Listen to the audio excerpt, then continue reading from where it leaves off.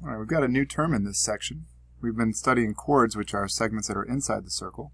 And we've got a new term called a tangent here. And a tangent is a line which, no matter how far it's extended, will intersect the circle exactly once. So this line M here is an example of a tangent to circle O at point A. And that's the way you phrase it. It's a tangent line to a circle at a point. Okay, so tangents to circles are exceptionally important in physics and understanding circular motion. They occur quite frequently in those fields. So one of the most remarkable properties of tangents are going to be illustrated in the next exercise. This word should seem familiar to you. The word tangent came up in trig, and it's just a different usage of it here. In circle A, we've got lines M and N, both tangent to the circle. And the first exercise asks us to draw in the radii, so I've done that. Radius AB, radius AC. What appears to be true is that they appear to form right angles with those tangent lines. Just at a glance, that seems to be what's going on there. So the reason for that fact comes from a simple concept, and that is that the shortest distance from a point to a line is the length of the perpendicular segment. So if you make a direct path from a point to a line, the shortest way to do that is with a perpendicular. All right, so in exercise 2, if I locate a point D on the diagram from exercise 1 anywhere on line M, so let's do that. Let's put a point D on line M. You can put it anywhere you want, and then I'm supposed to connect it to A. So let's do that too. I may as well stick with blue here. So I'll connect D to A. And how can I tell that the length of AD is longer than the length of AB? Well, if AB is a radius and AD goes outside the circle, then AD had to be longer. If AD was going to be the same as AB, it would have had to stop here, and that would make it equal. But because it went further, it's longer. So we know that. All right, what does that tell you why does that tell you that AB must be perpendicular to line M? Well, AB has to be the shortest distance from A to M, so AB must be the perpendicular. Right? We just said that's going to be the shortest distance. All right, so we need to make sure we memorize this important relationship.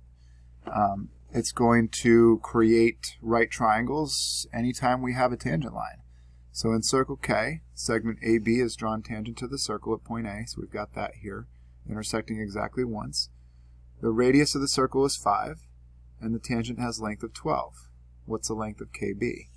Well, the reason I'm able to use Pythagorean theorem here is because there's going to be a right angle whenever a radius touches a tangent line. As long as I'm drawing from the center, this will be true. So center point to tangent line creates a right angle, and therefore all right triangle strategies are viable. So if I take 5 squared and 12 squared, that's 169. Square root gives me 13. I can solve for KB just by using Pythag. You will also see other right triangle strategies come up in problems like this. You're going to have angles and segments that will allow you to do trig with these as well. So any right triangle strategy will come up when a radius intersects a tangent. All right, exercise 4, we have tangent to a circle from a point. If we draw a tangent from an exterior point and then draw a second tangent from the same exterior point, those two tangent lines will have to have the same length. So in this diagram, that means that BC is the same as BD. And we're just going to prove it. So why can we say that triangle ACB is congruent to ADB? Take a look at the diagram. I'm giving you some hints here. Try to write out a very quick, very brief, very informal proof of why those two triangles are congruent. All right, hopefully what you came up with here is that the two radii act as legs of the right triangles, and that the reflexive segment acts as a hypotenuse of the two right triangles. And so what we end up with here is an HL congruence, because we have those radii acting as legs and the reflexive acting as a hypotenuse.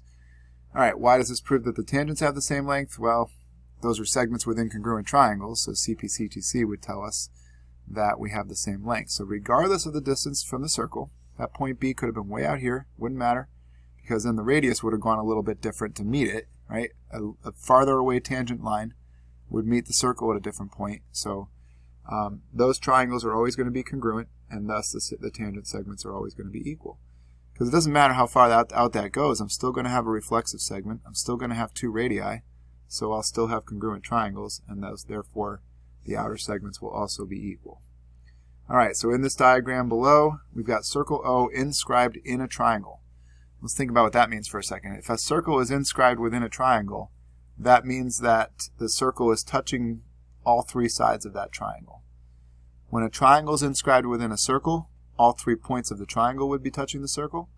But if the circle is inscribed within the triangle, it must touch all 3 sides from the inside. All right, so what that means is all 3 sides of the triangle are tangent to the circle. Now I've labeled these segments as I was told to, trying to find the perimeter of ABC. In order to do that, I need to figure out what the other segments are. Well, external point A creates 2 tangents AD and AE. We know those are the same. External point C creates tangents CF and CE. We know those segments are the same. And then external point B produces 2 tangents that are also equal. So I can just take these segments and add them all together. And I get a total perimeter of, this perimeter comes out to a total of 34.